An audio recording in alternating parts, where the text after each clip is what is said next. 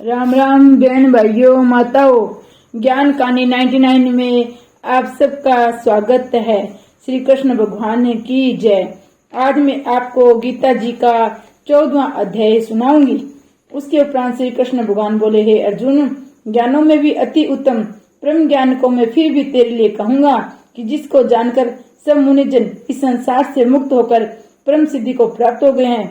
हे अर्जुन, इस ज्ञान को आश्रय करके अर्थात धारण करके मेरे स्वरूप को प्राप्त हुए पुरुष सृष्टि के आदि में पुनः उत्पन्न नहीं होते हैं और प्रलय काल में भी व्याकुल नहीं होते हैं, क्योंकि उनकी दृष्टि में मुझ वासुदेव से भिन्न कोई वस्तु है ही नहीं। हे अर्जुन, मेरी महत ब्रह्म रूप प्रकृति अर्थात त्रिगुण में माया संपूर्ण भूतों की योनि है, अर्थात गर्भाधान का स्थान है। मैं उस योनि में चेतन रूप बीज को स्थापन करता हूँ। उज्जड़ चेतन के सहयोग से सब भूतों की उत्पत्ति होती है। हे अर्जुन, नाना प्रकार की सब योनियों में जितनी मूर्तियां अर्थात शरीर उत्पन्न होते हैं, उन सब की त्रिगुण में माया तो गर्भ को धारण करने वाली माता है और मैं बीज को स्थापन करने वाला पिता हूँ। हे अर्जुन, सत्व गुण, रजोगुण और तमोगुण ऐसे ये प्रकृति से उत्पन्न हुए तीनों गुण इस अविनाशी जीवात्मा को शरीर से बांधते हैं। हे निष्पाप, उन तीनों गुणों में प्रकाश करने वाला निर्विकार सत्व गुण तो निर्मल होने के कारण सुख की आसक्ति से, ज्ञान की आसक्ति से अर्थात ज्ञान के अभिमान से बांधता है। हे अर्जुन, राग रूप रजोगुण को कामना और आसक्ति से उत्पन्न हुआ जान वह इस जीवात्मा को कर्मों को और उनके फल की आसक्ति से बांधता है।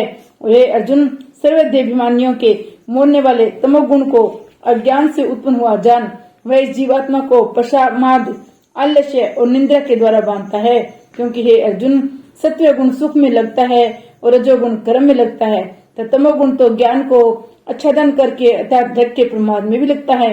और हे अर्जुन, रजोगुण और तमोगुण को दबाकर सत्व गुण होता है अर्थात बढ़ता है, तो रजोगुण और सत्व गुण को दबाकर तमोगुण बढ़ता है, वैसे तमोगुण और सत्व गुण को दबाकर रजोगुण बढ़ता है। इसलिए जिस काल में इस देह में तथा अंतकरण और इंद्रियों में चेतनता और बोध शक्ति उत्पन्न होती है, उस काल में ऐसा जानना चाहिए कि सत्व गुण बढ़ा है। और हे अर्जुन, रजोगुण के बढ़ने पर लोभ और प्रवृत्ति अर्थात सांसारिक चेष्टा तथा सब प्रकार के कर्मों का स्वार्थ बुद्धि से आरंभ एवं अशांति अर्थात मन की चंचलता, विषय भोगों की लालसा, ये सब उत्पन्न होती हैं। तथा हे अर्जुन, तमोगुण के बढ़ने पर अंतकरण और इंद्रियों के अप्रकाश से कर्तव्य कर्मों में अप्रवृत्ति और प्रमाद अर्थात व्यर्थ चेष्टा, निंद्रादि अंतकरण की मोहिनी वृत्तियां वे सभी उत्पन्न होती है। हे अर्जुन, जब यह जीवात्मा सत्व गुण की बुद्धि में मृत्यु को प्राप्त होता है, तब तो उत्तम कर्म करने वाले मल रहित अर्थात दिव्य स्वर्ग आदि लोकों को प्राप्त होता है। रजोगुण के बढ़ने पर अर्थात जिस काल में रजोगुण बढ़ता है, उस काल में मृत्यु को प्राप्त होकर कर्मों की आसक्ति वाले मनुष्य में उत्पन्न होता है। तमोगुण के बढ़ने पर मरा हुआ पुरुष कीट, पशु आदि मूढ़ योनि में उत्पन्न होता है, क्योंकि सात्विक कर्म तो सात्विक अर्थात सुख, ज्ञान और वैराग्य अधिक निर्मल फल का है। राजस कर्म का फल दुख एवं तामस कर्म का फल अज्ञान का है। सत्व गुण से ज्ञान उत्पन्न होता है, रजोगुण से निसंदेह लोभ उत्पन्न होता है, तमोगुण से प्रमाद और मोह उत्पन्न होते हैं, अज्ञान भी होता है। इसलिए सत्व गुण में स्थित हुए पुरुष स्वर्ग आदि उच्च लोकों को जाते हैं और रजोगुण से स्थित राजस पुरुष से मध्य में अर्थात मनुष्य लोक में रहते हैं। तो तमोगुण के कार्य रूप निंद्रा, प्रमाद एवं आलस्य आदि में स्थित हुए तामस पुरुष से अधोगति को अर्थात कीट, पशु आदि नीच योनियों को प्राप्त होते हैं। हे अर्जुन, जिस काल में दृष्टा अर्थात समष्टि चेतन में एक ही भाव से स्थित हुआ साक्षी पुरुष तीनों गुणों के सिवा अन्य किसी को करता नहीं देखता है अर्थात गुणी गुणों में बढ़ते हैं ऐसा देखता है, तीनों गुणों से अति प्रिय सच्चिदानंद घन स्वरूप मुझ परमात्मा को तत्व से जानता है, उस काल में वह पुरुष मेरे स्वरूप को प्राप्त होता है।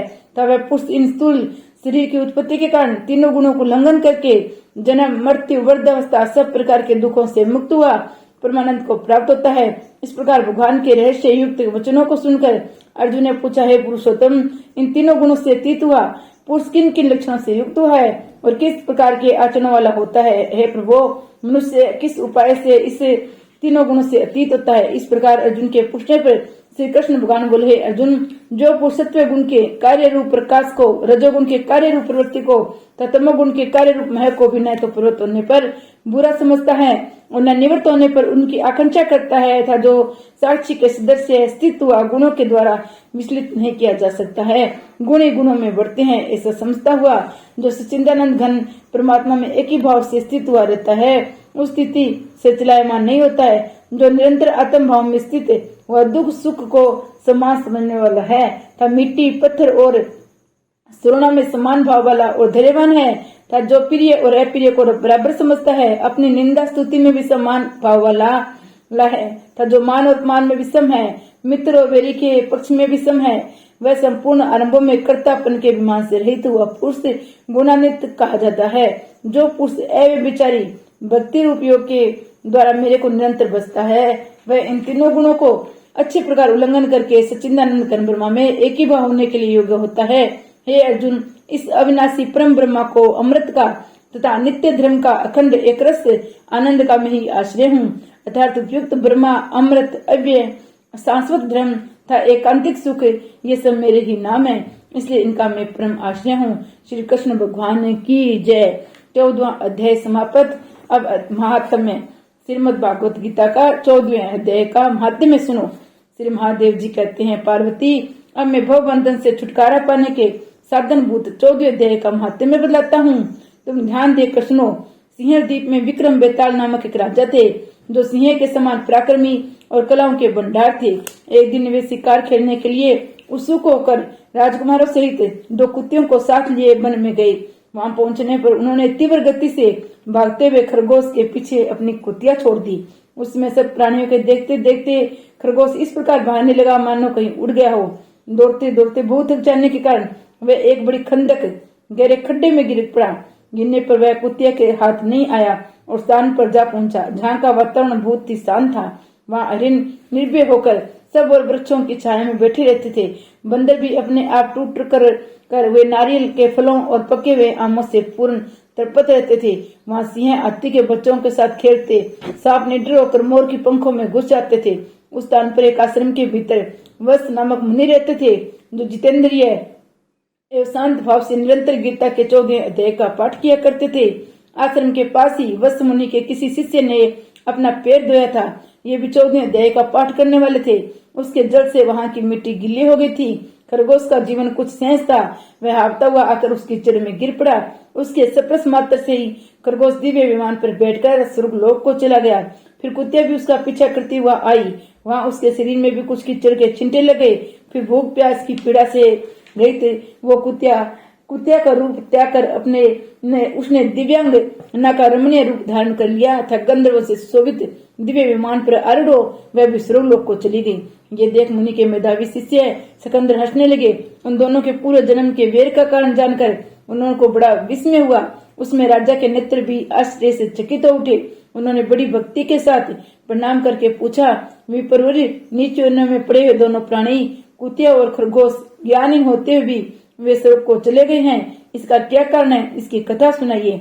शिष्य ने कहा, भूपाल, इस वन में वत्स नामक ब्राह्मण रहते हैं। वे बड़े जितेंद्रिय महात्मा है, गीता के 14वें अध्याय का स्नान जप किया करते हैं। मैं उन्हीं का शिष्य हूँ। मैंने भी ब्रह्म विद्या से विशेषता प्राप्त की है। गुरु जी की बात मैं भी 14वें अध्याय का प्रतिदिन जप करता हूँ। मेरे पेट धोने के जल में लौटने के कारण ये खरगोश कुतिया के साथ इस स्वर्गलोक को प्राप्त हुआ है। अब मैं अपने हंसने का कारण बताता हूँ। महाराष्ट्र में प्रद्युतक नामक महानगर है। वहाँ केशव नामक एक ब्राह्मण रहता था, जो कपटी मनुष्य में अगण्य था।